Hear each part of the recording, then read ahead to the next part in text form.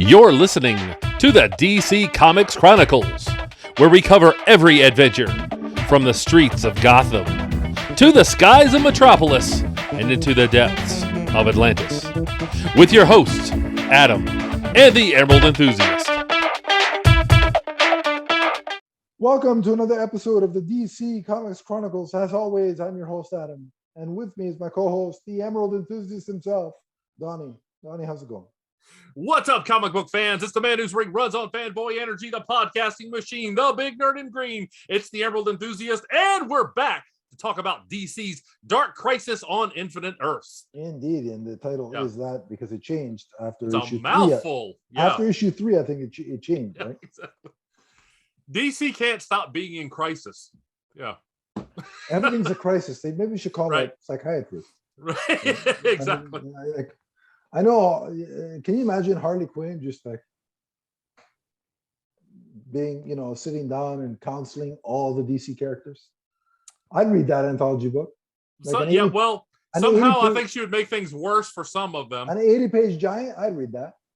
Yeah. Oh, yeah. Of course I would. Yeah. Yeah. But that's not what we're getting. I don't think that's what we're getting. I love if we got that, but we're not getting it. But so Donnie, there is some scuttlebutt news, high rumor, if you want to call it, however you want to call it. Mm-hmm. But there's some stuff to talk about. So, as we know, Black Adam is a mere weeks away at this point, the film. Mm-hmm.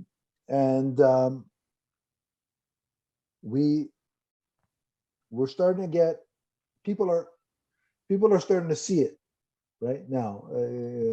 Not average Joe public like you and me, we have to wait, but high-end people, critics, things of that nature, and Hollywood insiders are now really, and now I'm at the point where I'm believing it. Mm-hmm. that Henry Cavill is going to return as Superman. So the word from the Hollywood insiders and the scoopers is that it is a post-credit scene. Mm-hmm. Okay. It features Henry Cavill in a newer version of his Man of Steel suit.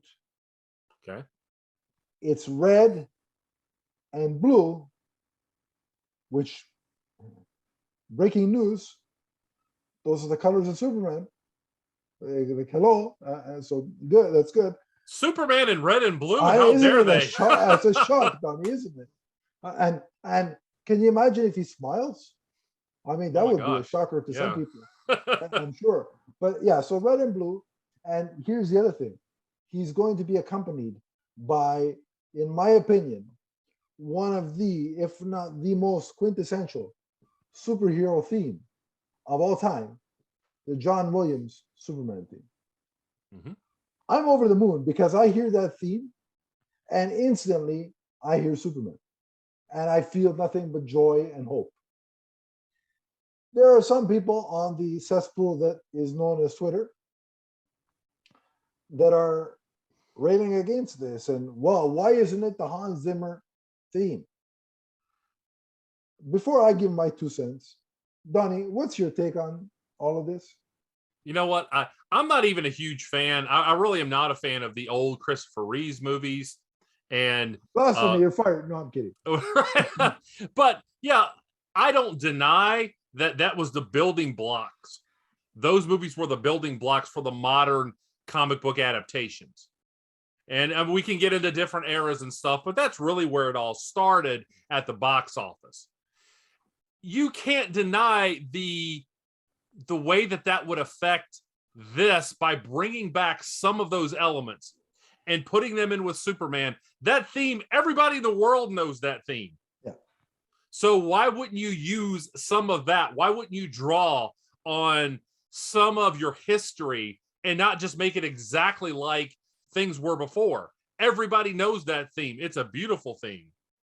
So I have no problem with that. And obviously, as a comic book fan and as somebody who did like, the Snyder Cut, I have no problem with the black and silver suit, but the world knows Superman as a brightly colored character in his costume.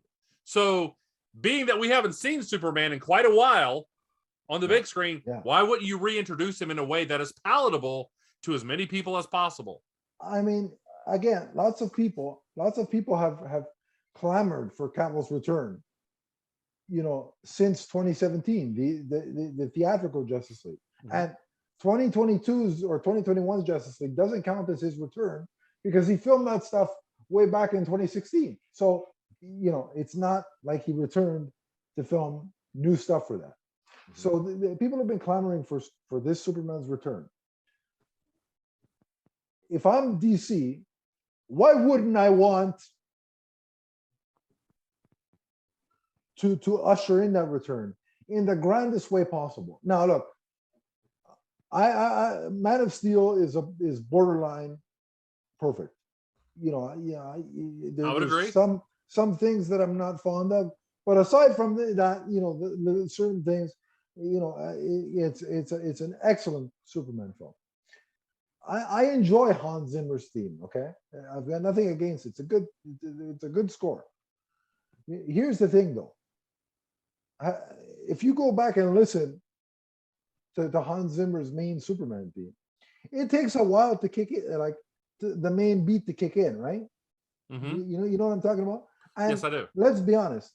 If I'm walking on the street, and humming the Hans Zimmer theme, nobody's gonna stop and say, "Aha, that's Superman." They're gonna probably stop and think, "What's this idiot?" They're gonna stop and say, "Aha, nerd." What's this? No, what's this crazy man humming? Like, what's going on? Right. If I'm walking down the street humming the Superman theme, which I won't lie, I've done in the past, chances are people are going to stop and say one or two things. You're a nerd, or two, hey, the Superman theme, right? That's why you use that theme. It's instantly recognizable. Okay, that's a bad example because she's starting to have signs of dementia, but her dementia notwithstanding, my 90-plus-year-old grandmother, if I hum that theme on a good day, she'd probably recognize who that is. All right. So like that's why they're using the theme. It's not a slight against Hans Zimmer. It's not a slight against Snyder. You think the Warner Brothers brass are actually thinking about Zack Snyder at this point? He's off enjoying his life, doing his work on Netflix. Sure. And so let it be. So that's that. I'm ecstatic with the theme. I'm happy, as I've always said, if Cavill was willing and they could work out their differences and he could come back, I'd be happy with that. Now,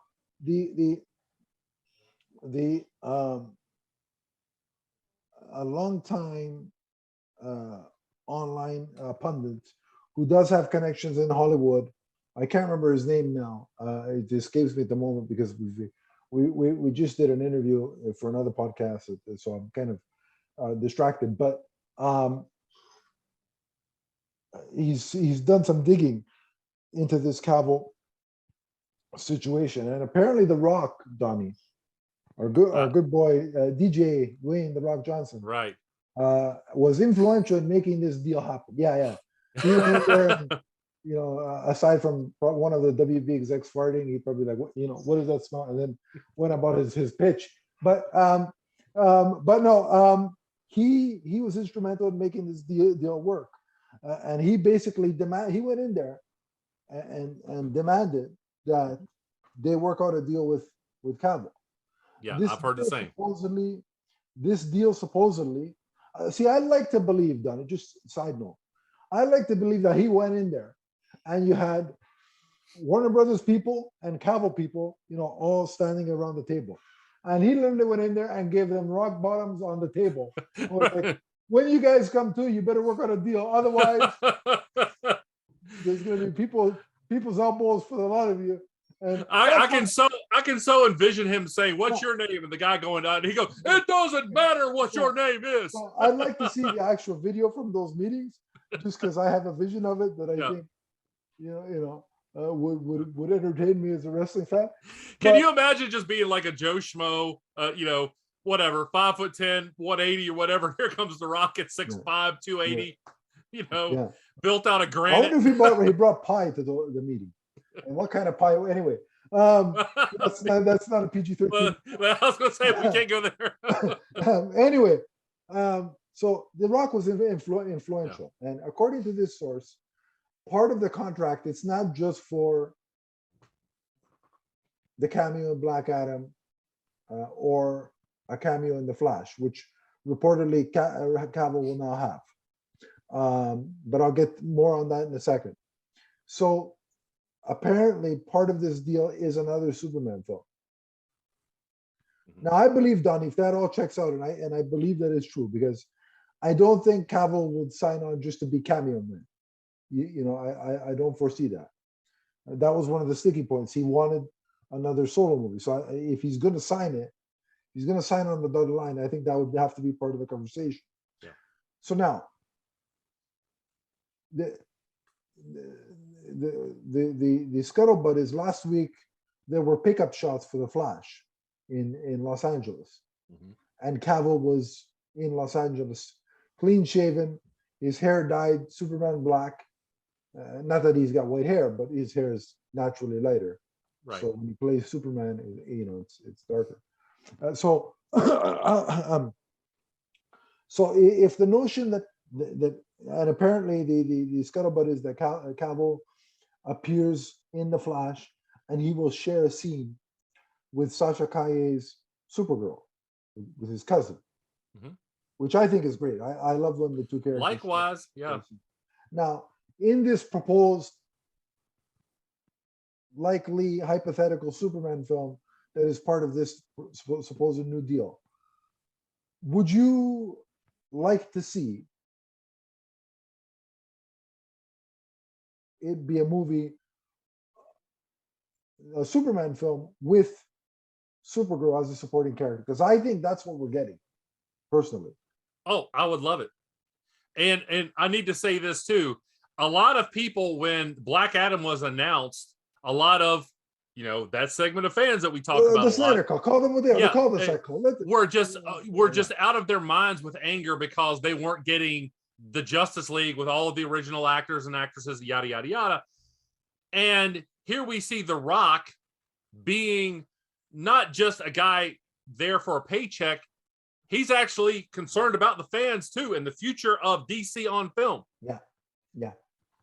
And by the way, and I've always said Henry Cavill's my favorite Superman. No disrespect to Tyler Hoechlin or Christopher Reeve. I know that they have done great things with that role, but I am a huge fan of Henry Cavill. All right, yeah. And so here we have The Rock stepping in on behalf of the fans, and yet here were all these fans saying, "Oh, we don't need him or whatever. He's too egotistical." And I'm like, you don't turn down the influence of possibly the biggest action star in the world right now. Yeah, absolutely.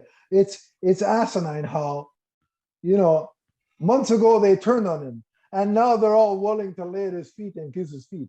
That fandom is ridiculous, Donnie. But here's another thing pertaining to The Flash. Now, I know there's a lot of scuttlebutt about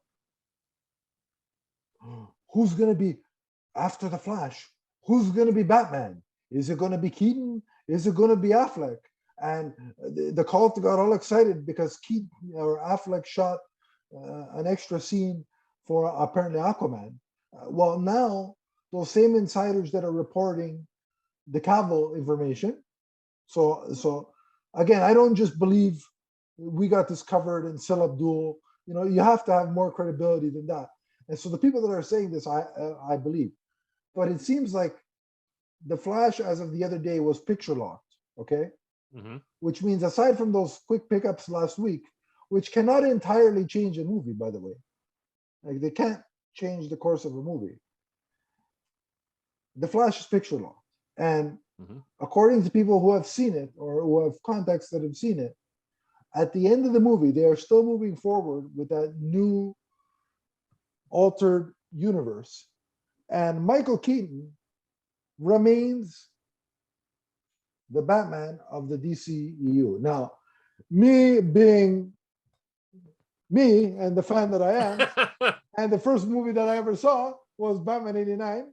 You see how I get when I talk about this movie. It's my comfort food, damn it. Without actually eating anything. You look like you're part of the promo for that Smile movie. Not that I've seen that movie, but there's free publicity for you. Yeah. I'm ecstatic that we're going to get more of Michael Keaton's Batman. Now, let me do a little bit of hypothetical reasoning, because I've seen a lot of the cul-de-sac called, well, how do you explain that Affleck reshoot? I'll give you two potential options. Ready? Remember, not so long ago, the Aquaman was actually supposed to come out before the Flash, right? Right. Well, would it make sense to have Keaton replace Affleck in a movie that comes up before the movie that Keaton returns? No, right? I wouldn't think so. No, it would confuse people, right? Right. So the Affleck scene. You have to have that moment to like showcase why he's there. Yeah. So Affleck shot a scene that when they thought Aquaman was coming before the Flash, would sacrifice would service not confusing the audience, right? Mm-hmm. Well, now the Flash is once again coming after or before Aquaman. Remember, there's still a year and a half before Aquaman comes out. Right. They can easily scrap a 2-minute scene that Affleck shot. Right? And that kind of thing happens sometimes. Yeah. And the other thing too is here, just a thought that I've had, and a lot of other people and I'm not including myself as being sane, but a lot of sane fans have had this thought as well. What if Aquaman and the Flash take place? I mean, they release months apart, right? But what if they take place in the same time span, right? Mm-hmm. So what we could potentially see is Affleck starts out cameoing in Aquaman, but throughout the course of that cameo, we're seeing the multiverse shenanigans caused by the Flash going back in time. Mm-hmm. And what if, I don't know if this is the right word, but in through the course of that appearance by Affleck, because we know Keaton shot stuff for Aquaman as well. Mm-hmm. So what if Affleck morphs into Keaton to kind of show that the multiverse shenanigans are now being felt, across the DCEU? That's a possibility as well. Right. So, we saw something like that on the old Justice League show. Remember? Right. Hal Jordan morphed to John Stewart morphed to Hal Jordan, and then back to John Stewart. I had to get a Green Lantern reference in somehow. Anyway. Yeah.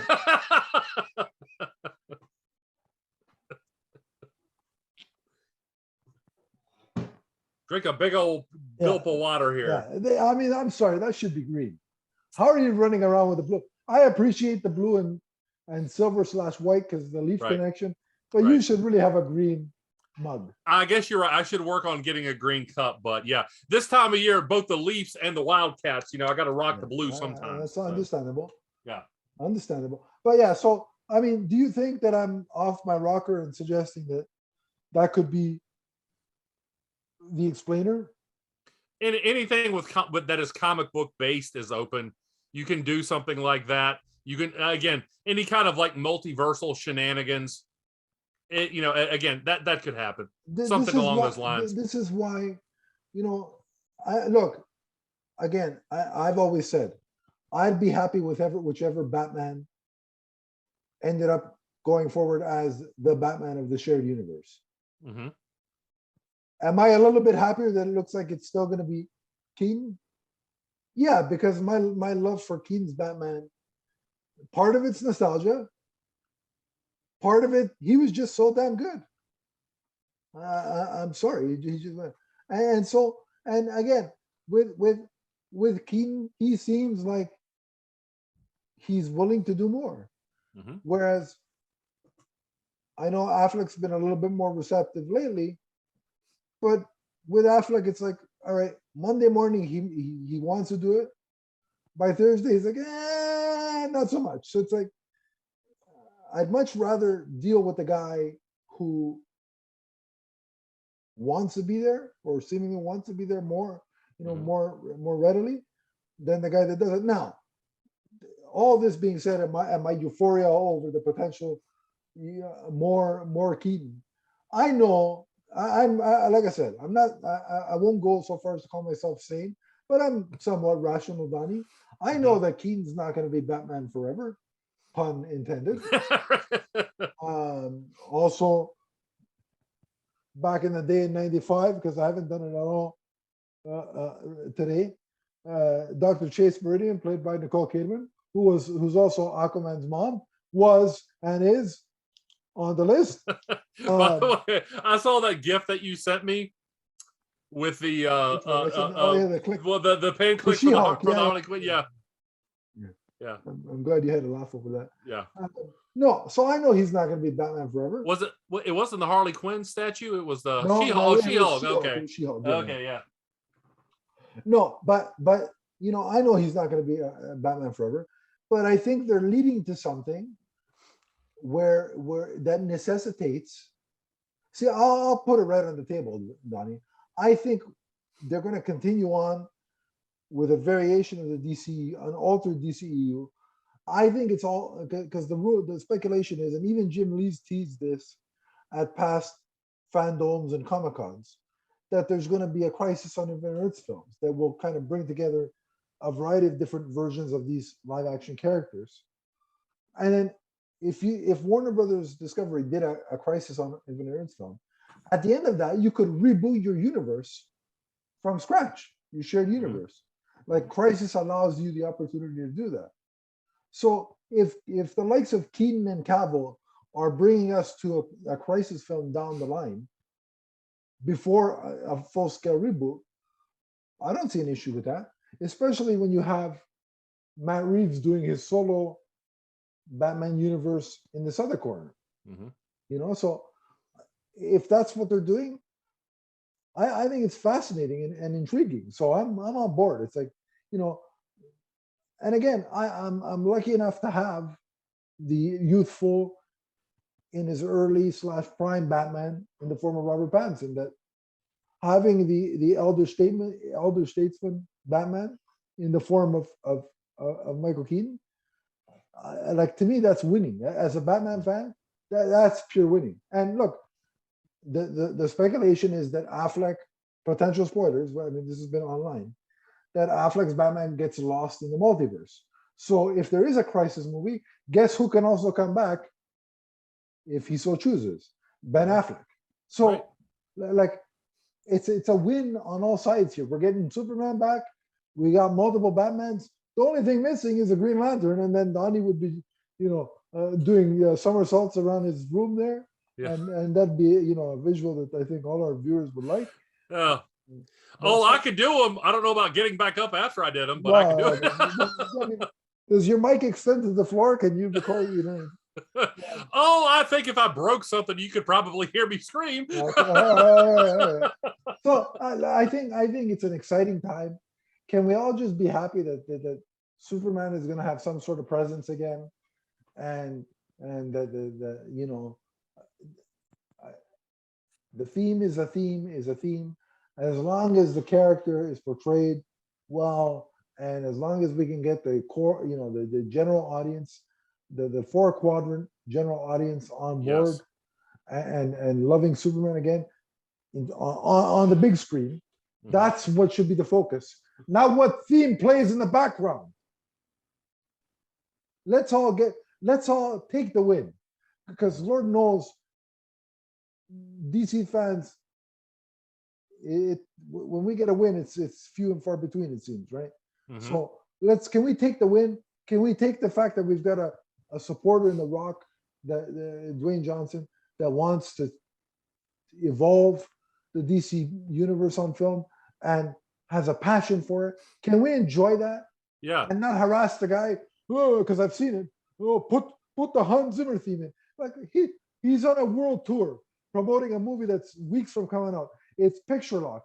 Do you think the guy's got time to look at Twitter and see a bunch of basement dwelling fools complaining about a theme? Yeah.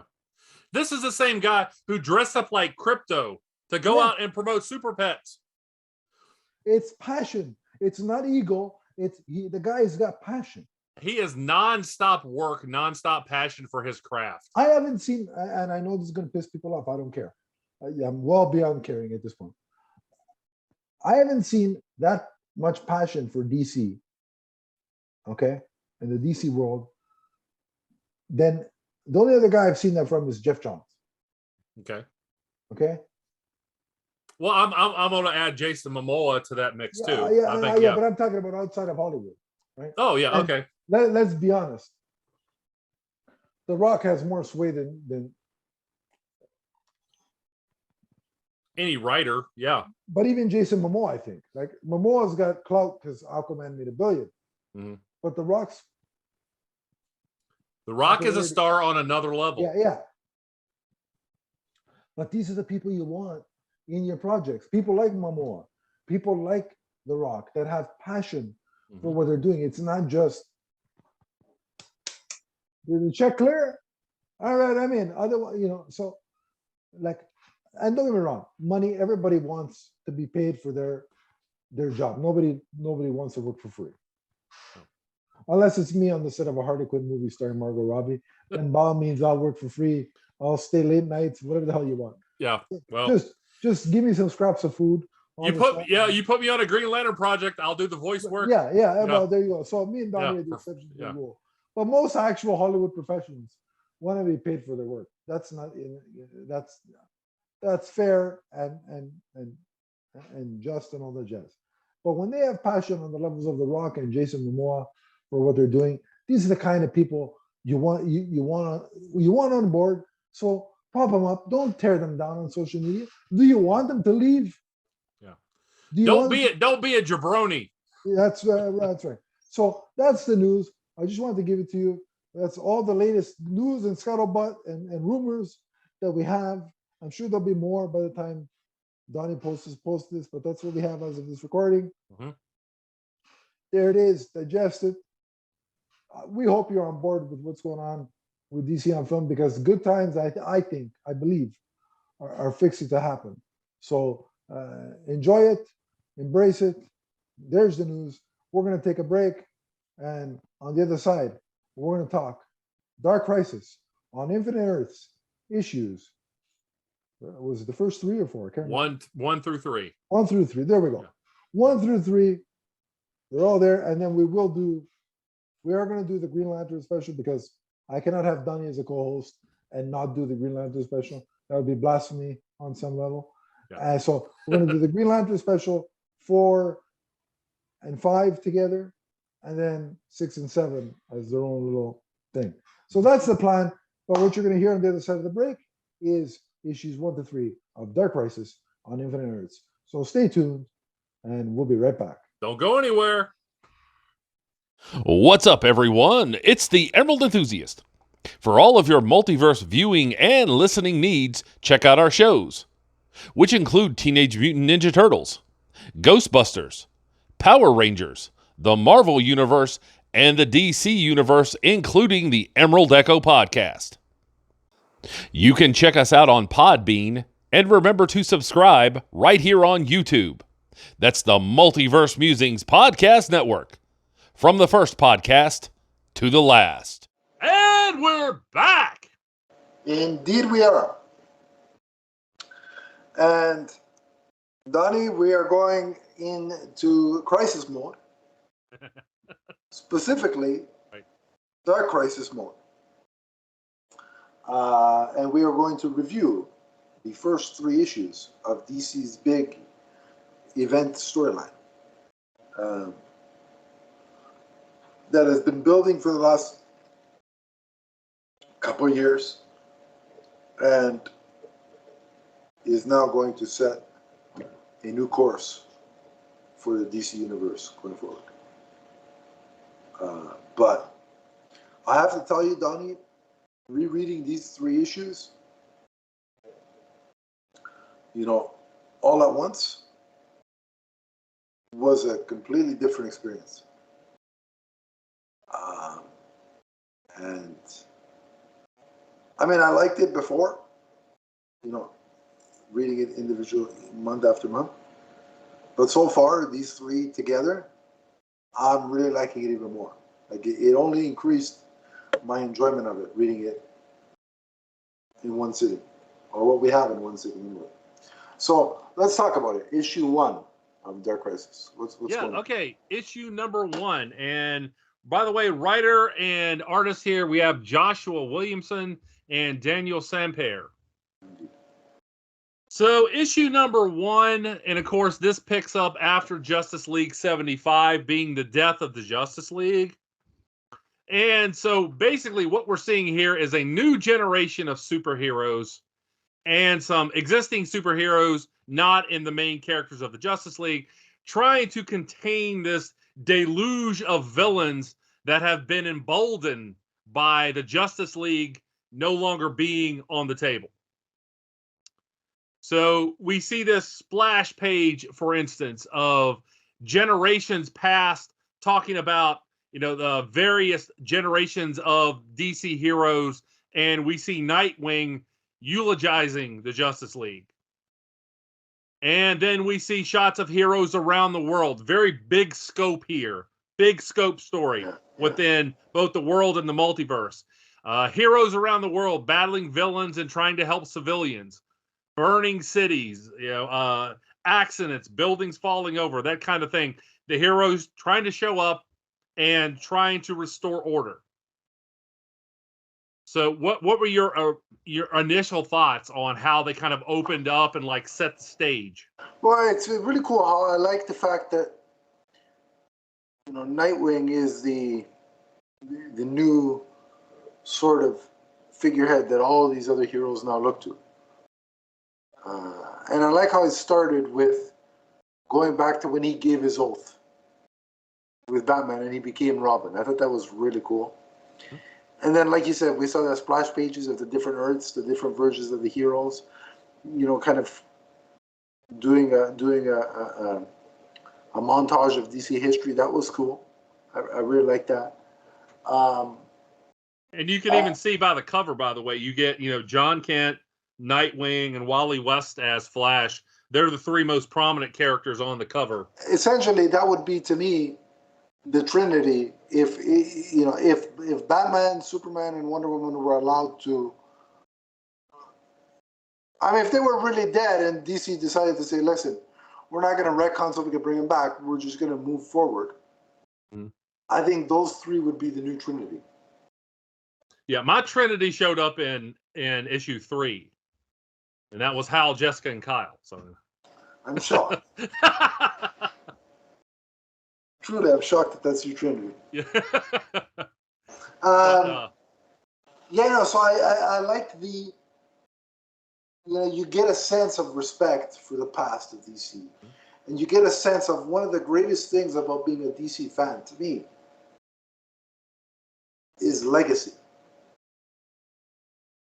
Like the legacy of these heroes. So that's why I like Nightwing as a character. That's why I love Wally West's Flash. That's why when there's a book like Young Justice, I like, or the Teen Titans, I like those teams because I'm a big proponent of the legacy. That's why Kyle Rayner is so awesome, because he is the legacy of the Green, or he was at one point, the legacy of all the Green Lanterns that came before. So legacy, and also so there's 2 things: the past and legacy going forward are really what I think, in my hierarchy of power to steal from The Rock. That's what puts DC up here. I'm doing gestures with my hands. So DC's up here, okay, and Marvel's over here, because that legacy aspect is just on another level over at DC, and I love it. And it was highlighted here in these opening pages. And you talk about legacy and the memorial scene, that big huge splash page. Oh, beautiful! That was, and that kind of conveyed respect for the past, even though we're going into something different, a new phase of DC. By no means are they wiping away the past like Some fans out there are saying, "Oh, they don't care about what came before them and these other characters that are popular." That's not what they're saying. That's not what they're doing. But and also, look, nobody believes in the right mind that the Justice League, as we knew them, is going to stay dead. Right. Like, if you legitimately believe that at this point, I've got a bridge to sell you. Can you give me a cut of that? Sure. Yeah. Yeah. So even though I know that, look, eventually they're going to be back, I won't lie, that memorial did get me a little bit emotional, watching that and seeing Nightwing do it. Nightwing be the one to deliver it. And again, we see that later on, the legacy aspect of, John looking at the statue of his father, like hovering, in front of it, and just, it's like, you get hit with those emotions, even if John isn't saying anything. It's just the way he's looking at the statue of his father, the way that's drawn, is so beautiful that it hits you emotionally. Very well done. I would agree. Yeah, and again, I like the way that they open this by, again, pulling the camera back, so to speak, and showing you everything that's going on, the split screen, the very different things that are going on in different places, to let you know this is a big event, a big crossover event. Yeah, everybody's here. Mm-hmm. So we see that John Kent is enthusiastically trying to build a new team. But characters like Yara Flor and Jace Fox as Batman, they aren't interested. So I want to point out the scenes where John comes in and helps those respective heroes. Yeah. The splash pages were great. They were, yeah. And I love his expression on those pages. Like, I'm Superman. Let's but both of them were so quintessential Superman moments. Yeah. Just with John, and it's cool because I feel like John's journey has all been leading to this, where he started off being very uncomfortable and didn't want to replace his father. Like the idea of, we read it, when we read the start of Philip Kennedy Johnson's work, he was like, no, he's like, we got to do everything we can to stop you from dying, not being here. Right.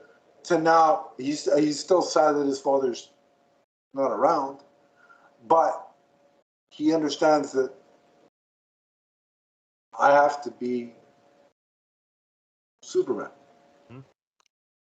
And have to assume that responsibility. And he's growing, like you can still see the growing pains, but he is growing into that role, and you see that when he goes and helps out the other heroes. And I like what he said to Jace. He's like, despite them never being ever willing to admit it, Superman needs a Batman and vice versa. And he's right. Neither of them will, Clark and Bruce would never admit to the other one that they need each other. But they do.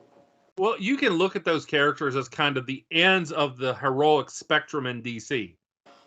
The all-powerful character who looks at the big picture, the universe, the world, and the non-powered character who likes to take things on more of a ground level, starting in his own little city. Yeah.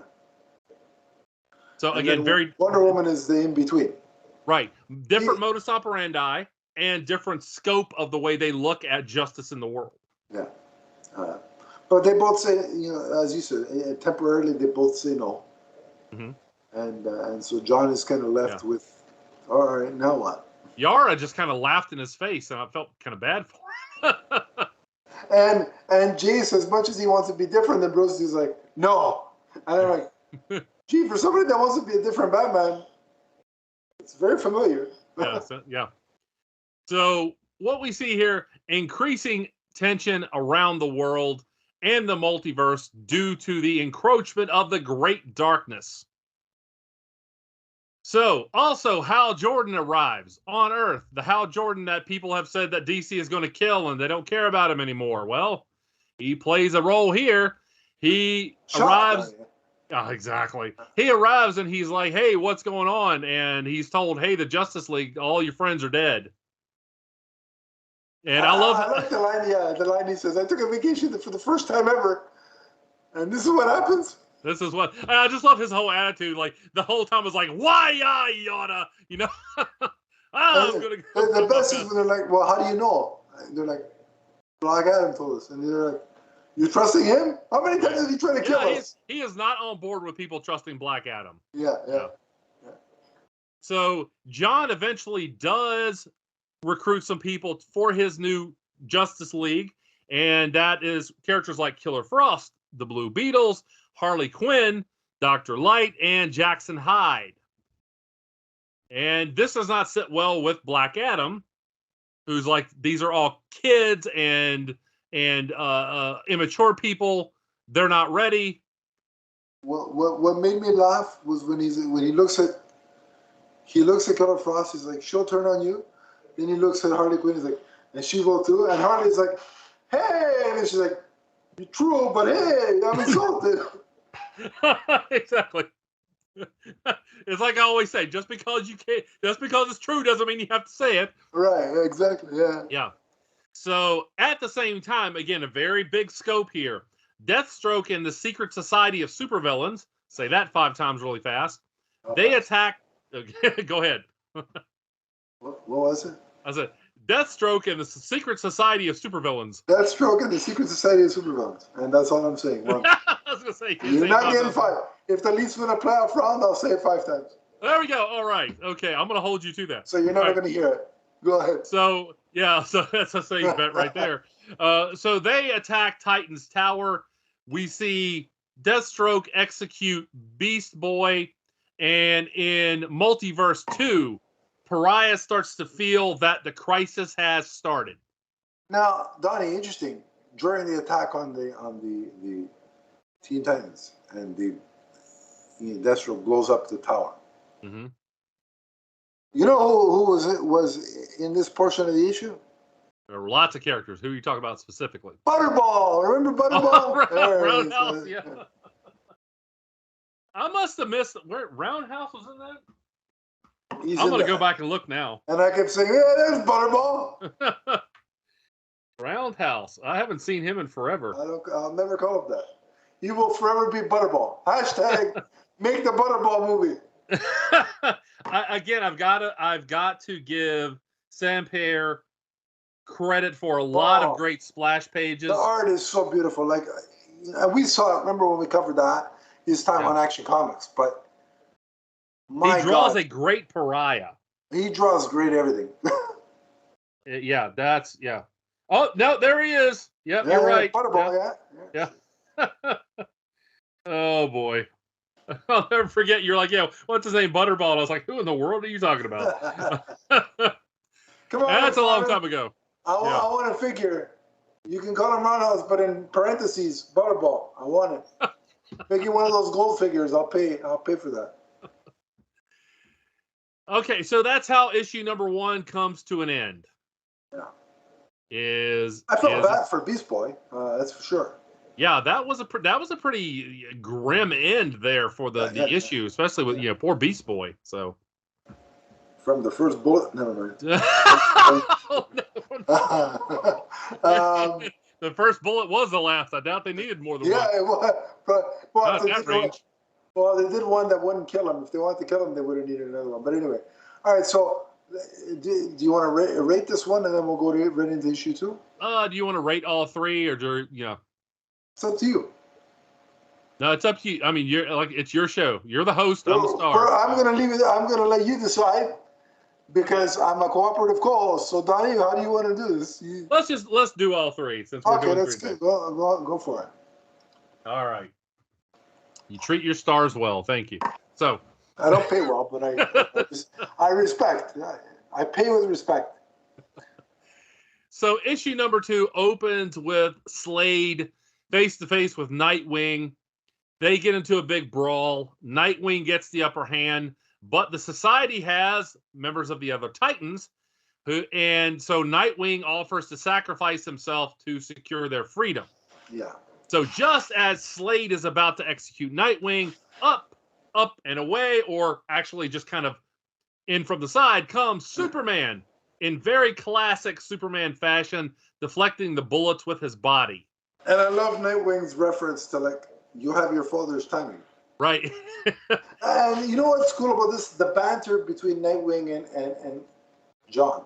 It felt very Batman and Superman, didn't it? It's very Bruce and Clark. Yeah. And I appreciated that. Yeah. So, then, blast from the past here, haven't seen this character, at least I haven't for a while, and that is Cyborg Superman arrives to battle with John. I'm always down for some Hank Henshaw. And it was a great battle. Like, the art on that. Yes, it was. You know, Yeah. And there was an exchange where he's like, John said, you pretended to be Superman for a while, for too long, or something along those lines. And Cyborg Superman says, so are you. Mm-hmm. Yeah. He's like, so are you, son. And he's like, you're not my father. And he starts. Yeah. Very, very insulting, very villain-like to say something like that. Yeah. So we also see, this is a very important point here. The Great Darkness is communicating with Slade telepathically. Mm. And he actually orders Slade to retreat at this point. So we see that's going to develop, and there's going to be more to that as this story goes on. So Cyborg arrives to save John from Cyborg Superman, and is like, I don't like you using the name Cyborg. That's mine. You're giving us a bad name, yeah. Right, exactly. And actually, at this point, Henshaw had kind of gained the upper hand on John because, again, John, still young, still inexperienced, wasn't quite a match for him, but Cyborg shows up, evens the odds.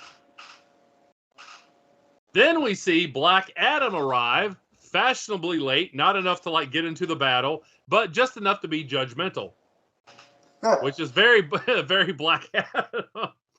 And he tells John, he's like, you need someone to train this group and actually be a leader, and you can't do that. So I'll do that. So yeah, I really can't see I can't wait to see The Rock pull off some of these lines, and some of the things that Black Adam says. He'll do it perfectly. Yeah. The condescension, even when he's trying to do the right thing. Oh, he'll do it perfectly. Oh, yeah. Yeah, he's just such a morally kind of ambiguous character. So, okay. And now, let's talk about my favorite part of this issue. Gee, I wonder what it is. Drum roll, please. We cut to space. We cut to space, and there's a certain character fighting his way out of a prison on a ship. And this is presumably the one from Jeff Thorne's run, I guess. And that is none other than the Torchbearer, my man, Kyle Rayner, fighting his way out, fighting his way to freedom. And suddenly he is greeted by none other than Hal Jordan and Joe Mullane. Yeah. And this was big for me, by the way, because that's actually the first time Kyle has ever spoken with Joe. Yeah. They even make reference to that. Yeah. He even says that because he hugs Hal. And then he's like, wait a minute, who are you? Yeah, they have been in issues together in different panels, but that's the first time they ever spoke to one another. So for me, that was huge. And Hal says, we got big trouble. Here's your ring back. And oh, by the way, here's some backup. Well, first he's like, I got news. He goes, good news and bad news. We're here to rescue you. Bad news is Justice League is dead. Yeah. And he's like, huh? And I need to call attention to the fact that a lot of this, well, not a lot of it, but at least some of it doesn't line up with the end of issue 12 of Green Lantern. Right. Green Lantern number 12, we saw, Jessica was in the Sinestro Corps. We saw, there are some Lanterns actually that we saw on that one page who are dead, and suddenly they're alive again, or they belong to other corps. They're wearing other rings at the end of that, and all of a sudden they're Green Lanterns again. At some point, we got to figure that DC will go back and clean up that continuity. But it seems like this takes place kind of in the future from where Jeff Thorne is ending up. Could that cleanup happen in that That one shot in November? That one shot that's coming up in November. Yeah. That's the Emerald Knight one shot coming from Jeff Thorne. So Hal has brought the entire, and I love that shot with all those Green Lanterns behind Hal. It was a beauty. It was a beauty. Yeah. And when it comes to Green Lantern, it's kind of like, if like I have just finished a 2-hour workout and somebody offers me water, it doesn't matter if the water's completely clear. I just want it. Yeah. And that's the same thing when it comes to Green Lantern. I'm like, you put Green Lantern in this book, I'm buying it. But if, because they ended the issue on that, right? That's how the issue ended, right? Mm-hmm. Yeah. And then we'll get into it in issue 3, but they're even more heavily involved. So, with how heavily the Green Lantern Corps is sort of getting involved in all this, I've got to believe that whether it's Jeff Thorne, after November's one shot, or somebody else, that the Green Lantern's going to have a book on it. A book again. And yeah. I'm banking on it, DC, because I'll tell you what. I've sent Power Rangers and Daredevil to the digitals, which I call the minor leagues, to make room for this one shot and a potential future Green Lantern book. So you better give me another Green Lantern book, or I'll start hashtagging. What a way to end the book, seeing all those and the whole core and seeing them drawn the way they are. It was just stunning, absolutely stunning. So we go on to issue number 3. And we see that the Corps is going to pursue Pariah and the Dark Army. At the same time, Black Adam is coaching this new group of heroes to try to get them to form a cohesive new league. And obviously, he has a very different perspective than John Kent. I think he has a different perspective than the entire group. Exactly. Not just John Kent. Yeah.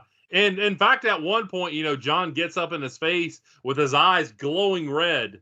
Yeah, because Black Adam wants to snap. Black Adam wants to Man of Steel count Vertigo. Mm-hmm. Yeah. Right?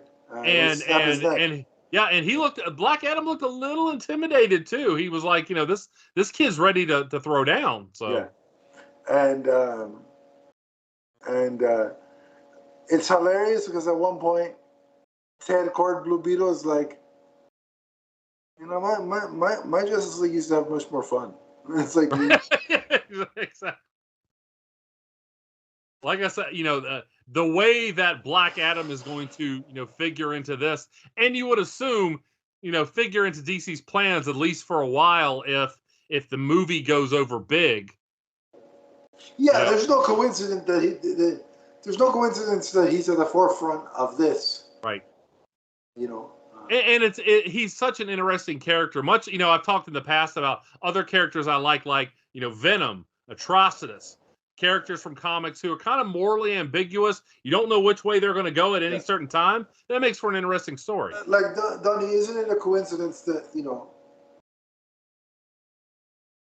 we've now, it's on an upcoming episode that the audience will hear before this episode. But we've talked about how, despite the merger and everything else, it looks like the Green Lantern series is going forward, right? Mm-hmm. And isn't it interesting how in the last 2 issues of this, Green Lantern are back in the forefront? I don't think it's purely just done by accident. Mm-hmm. So the fact that we're seeing Black Adam and the Green Lantern Corps play such a big role should hint that their live action presence will be increased in short order here. Let's hope. It'll be a happy day for me. Mm-hmm. Speaking of the Green Lanterns, the Corps finds a rebuilt Black Lantern Central Power Battery. That's a piece of bad news right there. That's never good. Yeah. So Hal, Joe, and Kyle decide to go into the battery, and they tell the other Lanterns, if anything comes out that's not us, just blow it up. Well, Hal wanted to go on his own, and the other two are like, absolutely not. Yeah, they're like, yeah, we're coming with you. So, and so inside the battery, they find Pariah. They attack Pariah. Go ahead. Before you talk about that, I love the page where they're going inside. Yeah. And they see the dark versions of themselves, like the zombified version. Oh, it was such a, again, phenomenal imagery, phenomenal artwork. Oh.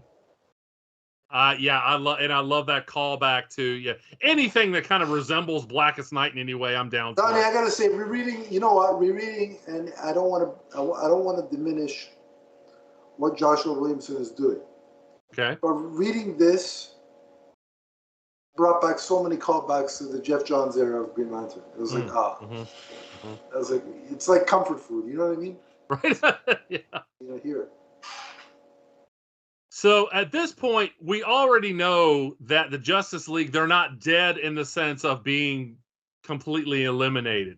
Yeah, they're off on their own little worlds. Literally. They are in like their own little dream worlds, kind of like the House of M over on the Marvel side of things. We saw that they're in worlds that they're kind of picturesque, best case scenario worlds. It's their perfect visions of reality. And Hal, at this point, inside the battery, ends up being disintegrated and then rebuilt in John's dream world. And it's even called Sector John Stewart. Yeah. And Hal is like, say what now? And we even see a version of Kyle Rayner that we know is known as the Blind Prophet. Yeah. Which we'll see, that dovetails into it's not a direct, there was a one shot. Yeah. It's this. Yeah. That we'll talk about on the next podcast. Right. So that kind of leads into that, but that one shot is not a direct sequel to Dark Crisis. It's kind of like, here's a story set in that world before all of this is happening. Yeah. So when you're reading, just be mindful that what you're going to read in that one shot is not a direct sequel to Dark Crisis number 3. I have read it already. It's really a great story, though. I enjoyed it. Yeah. It's some nice world building of that world. Mm-hmm. Yeah. So the issue ends with the tension between Black Adam and the other heroes kind of coming to a head. And Black Adam's like, I can't work with them. So he goes and finds the Legion of Doom. And I'm not talking about the Road Warriors. He finds the Legion of Doom, including Lex Luthor. And he's like, hey, we've got to do something about this. Maybe I can use you guys. But we also see, the Justice League, the new Justice League, or the Justice League to be, kind of, before they gather for this fight, going their separate ways to be with family or loved ones or what have you. And Damian Wayne, Robin being Damian Wayne, says, this is not a Justice League. It's like, this is ridiculous. It's like, this is not going to work. Right. And but John's like, but that's the point of the Justice League, to provide hope. And Damian's like, yeah, maybe that's the problem. There is no, and then he's like, there is no Justice League. And then we hear a voice like, well, if there is no league, how about a society? And then you see the splash page of the JSA. And, oh my God, Donnie, it was glorious. Yeah, I'm glad you brought that up, because that, I was just getting ready to talk about that. That includes the return of both Alan Scott and Jade, two of my favorite characters, as well as obviously a lot of Justice Society of America members. And yes, I'm very excited that we're going to get to see more JSA used, both in the comics as well as we're seeing them on Stargirl. So yeah, and Black Adam. So yeah, but I'm assuming this will eventually, whatever happens here, will dovetail into their solo book that's coming in November. Yes. Which is on DC's announcements for the November books did a number on my comic list. I had to make some changes to accommodate. So it's so good to have the JSA back, Donnie. They've been gone way too long, and And I just want to see new generations introduced more to the JSA. And maybe some of these heroes will end up in the new JSA. Because I don't necessarily want to see two Blue Beetles on a Justice League. Mm-hmm. But maybe Ted Kord can join the JSA. Or Sure. I don't think somebody like Killer Frost is going to be a permanent member on whatever the next Justice League takes shape. Once Dark Crisis is over, I don't think Killer Frost will be there. I don't think Harley Quinn will be there. Having said that, I would like to see Margot Robbie interact with the Justice League in a film. Yeah. Just to watch that banner play out.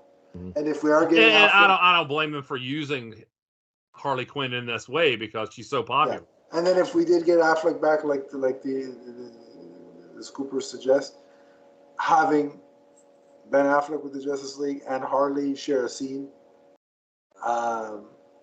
would be pretty cool with Margot Robbie playing it. So, but yeah, I don't see her being a permanent member of the league, and of course that's fine. Is Killer Frost anywhere on the Multiverse Wives list? Danielle Panabaker, yes, indeed she is. Okay. Set me up for that. I can't believe we got all the way through this episode without the pin. An hour and 14 minutes. Well, that's a shame. So Danielle Panabaker, who plays Killer Frost in The Flash, on the list. You're right. That's insane. How we got that far in, but it didn't go a whole episode without it. I told you. It can't be an episode of this show without a pen click. But yeah, it's just, I got to talk, like I said, reading these 3 issues in succession, one after the other, underscores how much I love the DC Universe. Like, I was actually, whenever you make, as a comic fan, I'm sure you could relate to this. Whenever you have to, even though I'm keeping certain books digital, whenever you have to remove one from your physical rotation, there is pain is not the right word, but there's a longing, saying goodbye to it. Even though you're reading it digitally and all that, so you're still reading it. It's not like you're never going to read it again. But there is a sort of a loss involved there. However, reading these 3 issues and justifying, and realizing that, okay, the books that I am replacing those ones with physically are going to be that Green Lantern one-shot and a potential Green Lantern ongoing and the JSA series. After reading this 3 issues in a row, I felt good about that. I was like, okay, I can be content, And it really underscores that, I really enjoy Marvel. I enjoy talking about it on the podcast. I love reading Daredevil. I love reading Spider-Man digital. I love all that. But there's just something to my experience when I'm reading a big DC epic story that deals with the whole universe and the legacy characters that just, no matter how dire it may seem, in story, when I'm done reading, I tend to have a smile on my face. And that's what happened here.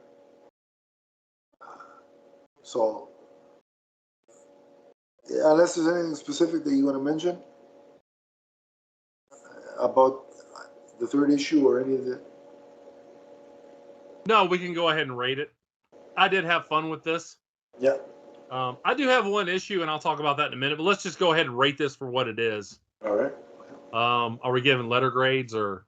We're doing story and art, 5 each out of 5.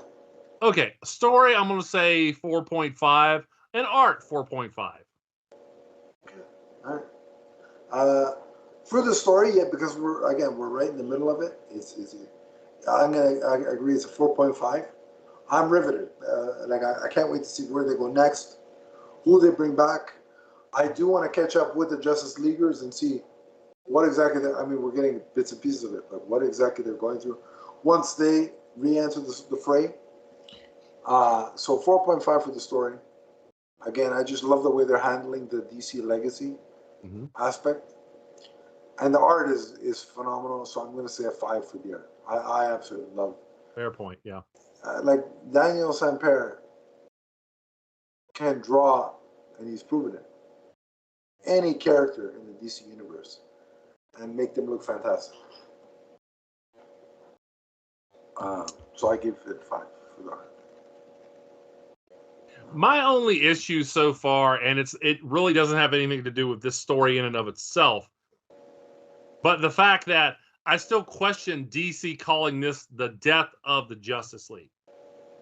Because we're shown early on they're not really dead in that sense. Right. And to me, it would be more fitting if they were handling this as the Justice League is gone. Where are they? Are they dead, or has something else happened to them? Yeah, this should have been the disappearance of the Justice League. Is what it something like that. Yeah. But then again, you can't do a Justice League 75 and call it the disappearance of the, like, you sell more books if you put Death of Justice League and you kind of make that allegory to the death of Superman, which is what they were trying to do. Yeah. And I understand that. It seems like, a lot of people, a lot of readers are kind of turned off by this idea of, we know they're not actually dead. You're showing these solicits or whatever. And people, unfortunately, it's getting a bad reputation to a degree. I'm not saying that the story in and of itself is a problem, but when people hear that, they're like, this doesn't seem like something that down the road is going to be monumental, because these characters were immediately brought back on the table. And I think that's a shame, because there's a lot going on here that's very interesting. I mean, technically, what ultimately, we had talked about this before, when we first got the solicits to issue 75. If you're going to do this and try to pull it off, like make people believe, at least pretend that the Justice League wasn't going to be back at some point, is I would have put a pause on all the ongoing titles, so Batman, Detective, Action, Superman, Wonder Woman, Flash, etc., etc., etc., etc., and just done, the Death of the Justice League story, and then for the intervening months while you're telling the Dark Crisis tale, you do one issue of Batman is a retrospective of the history of Bruce Wayne. So you kind of like, it's like a memoriam issue, and you have a memoriam issue for each character. And then, because this is 7 months long, this storyline, you, in the intervening months, you do, in Batman and Detective, it would be World Without a Batman. So you'd see Nightwing and the other Bat family filling in. And World Without Superman. So you see John Kent, you see Steel, you see, for Wonder Woman to be Yara Flor, for Flash it could still be Wally, because Wally's still Wally's still Wally, and still the Flash.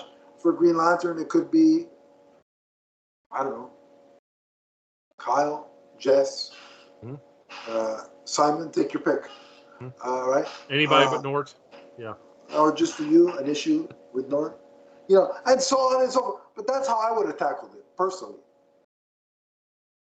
But I'm not going to hold what they didn't do against, this particular. Yeah. I mean, the way I would have written something like, okay, so they end up in these dream worlds, and the price for bringing them out of these dream worlds, the price for saving them. See, I wouldn't have shown, is that they no longer remember their superhero identities.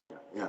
And it's not just a simple case of amnesia. They have completely different histories as they're brought out. Yeah. And so they have to replace them because they don't believe themselves to be heroes anymore. Yeah. So, I would have, again, my thing is, the best way around this is not to show that they're not dead right away. Right. And I think that, like I said, that's what is, people are looking at this negatively to a degree, but because it doesn't seem like they're like, oh, here's the death of the Justice League. Like based on the solicits, it looks like they're going to be back in issue, or some of them will be back in issue 5. So leave them off the table until that issue is a surprise. That's how I would have done it. Yeah. Yeah, so I just think, there are some editorial decisions that could have been handled differently, but this story in and of itself, I don't have a problem with it yet. In fact, I think it's very good so far. So,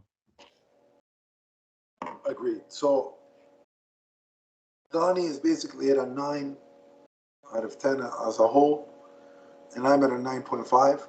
So solid first act of this story.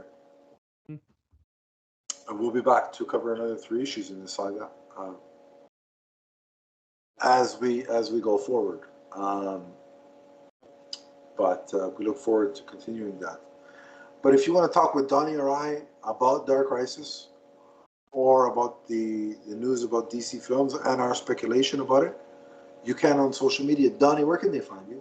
You can find me on Twitter or TikTok as the Emerald Enthusiast.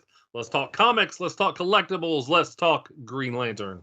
You can find me on Twitter at Adam_LeafFan. We also have the podcast's own Twitter page, which is at MMNPDC. We have a Facebook group, which is listed somewhere in the description below. Click the link, I will add you, and we can continue the conversation there if you so choose. But until next time, remember that the Justice League and their legacy are forever. From the first time Nightwing gives an epic eulogy to the last. So long, everyone. So long, everyone.